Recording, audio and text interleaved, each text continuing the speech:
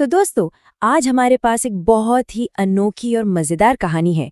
ये कहानी है उन बिल्लियों की जो इंसानों से तंग आकर अपना खुद का एक अलग ही शहर बसा लेती हैं। तो चलिए देखते हैं कि आखिर उनकी दुनिया में होता क्या है। जरा सोच कर देखिए, एक ऐसी दुनिया जहां सारे नियम कानून बिल्लियां बनाती हैं, जहां इंसानों का कोई काम ही नहीं।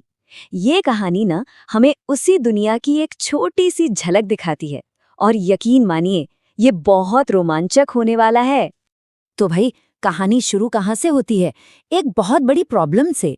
मतलब घरों में जो बिल्लियां रहती थी ना, उनके लिए जिंदगी कोई फूलों की सेज नहीं थी। उन्हें छोटी छोटी बातों पर बहुत मार पड़ती थी। जैसे भूख लगी और जरा सा दूध पी लिया, बस पड़ जाती थी डांट और मार। और बात सिर्फ डांट मार तक ही नहीं रुकती थी। नहीं, रोजाना उन्हें ऐसे अंधविश्वासों और नेगेटिव बातों का सामना करना पड़ता था। इंसानों का ये जो रवैया था ना, उनके लिए बड़ा तकलीफदेह था। तो बस एक दिन बिल्लियों ने सोचा बहुत हुआ, और उन्होंने बुलाई एक बहुत बड़ी सभा। यहीं पर लिया गया वो ऐतिहासिक फैसला जिसे कहते हैं महान बिल्ली निर्णय। उन्होंने तय कर लिया कि अब इंसानों की दुनिया को छोड़कर वो अपनी एक नई दुनिया बनाएंगी। और कमाल की बात यह है कि उन्होंने ऐसा कर भी दिखाया। सबसे दिलचस्प बात पता है क्या है? उन्होंने अपना शहर बनाने के लिए इंसानों के समाज की ही नकल की। मतलब उनके शहर में इंसानों जैसी ही सारी सुख सुविधाएं थीं। राज करने के लिए एक रानी भी थी, और हाँ, कुछ कायदे कानून भी बनाए गए थे जिनका पालन करना सबके लिए जरूरी था। तो इसी अनोखे बिल्ली शहर में रहती थी हमारी कहानी की मेन कैरेक्टर्स। चलिए अब कहानी को थोड़ा आगे बढ़ाते हैं और देखते हैं कि कैसे ये सब एक शरारती शॉपिंग ट्रिप से जाकर जुड़ जाता है। तो इस शहर के एक छोटे से फ्लैट में रहती थी दो बहनें, चिंकी और मिंकी, अपनी शालू मौसी के साथ। अब ये जो बहनें थीं वो थीं तो बड़ी शरारती, और उनकी जो मौसी थी वो सख्त तो थी ही, साथ में थोड़ी कंजूस भी थी। तो एक दिन सुबह सुबह ही शालू मौसी ने आवाज लगाई। महीना शुरू हो चुका था और घर का राशन लाना था। और बस यहीं से हमारी कहानी का असली एक्शन शुरू होता है। लेकिन बहनों के मन में तो कुछ और ही चल रहा था। जैसा कि मिंकी की इस बात से साफ पता चलता है, उसका असली मकसद राशन खरीदना था ही नहीं, उसे तो एक ड्रेस खरीदनी थी। और बस यहीं से सारी गड़बड़ की जड़ शुरू होती है। तब सवाल ये था कि भाई, कंजूस मौसी से ड्रेस के लिए पैसे निकलवाएं तो कैसे? यहीं पर दोनों बहनों ने मिलकर एक प्लान बनाया।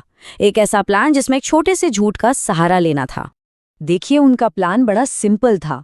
वो मॉल गई, अपनी पसंद की ड्रेस देख ली, और फिर मौसी से पैसे लेने के लिए एक मनगढ़ंत स्पेशल ऑफर की कहानी बना डाली। और ये था वो झूठ। चिंकी ने अपनी मौसी से कहा कि एक दुकान पर एक ड्रेस के साथ दो ड्रेस एकदम फ्री मिल रही हैं। अब ऐसी बात सुनकर भला कौन उत्साहित नहीं होगा? शालू मौसी भी हो गई।